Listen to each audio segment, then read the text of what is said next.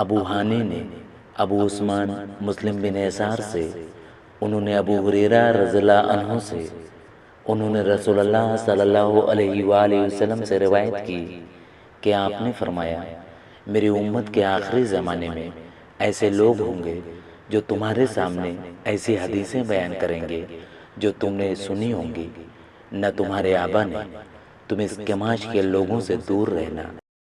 ابو زبیر نے حضرت جابر بن عبداللہ رضی اللہ عنہما کو کہتے ہوئے سنا، میں نے رسول اللہ صلی اللہ علیہ وآلہ وسلم کو یہ فرماتے ہوئے سنا ہے، میری امت کا ایک گروہ مسلسل حق پر رہتے ہوئے جنگ کرتا رہے گا، قیامت تک وہی غالب رہیں گے۔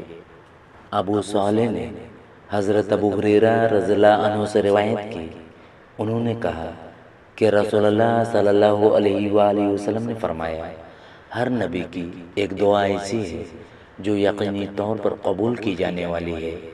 ہر نبی نے اپنی وہ دعا جلدی مانگ لی، جبکہ میں نے اپنی دعا قیامت کے دن اپنی امت کی سفارش کے لیے محفوظ کر لی ہے۔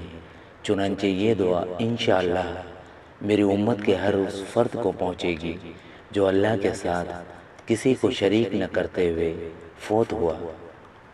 جناب یزید بن ابی حبیب مرثد بن عبداللہ سے روایت کرتے ہوئے کہتے ہیں کہ حضرت ابو ایوب رضی اللہ عنہ ہمارے یہاں تشریف لائے، وہ سفر جہاد میں تھے، اور حضرت عقبہ بن عامر رضی اللہ عنہ ان دنوں مصر کے حاکم تھے، تو جناب عقبہ نے نماز مغرب میں کچھ تاخیر کر دی۔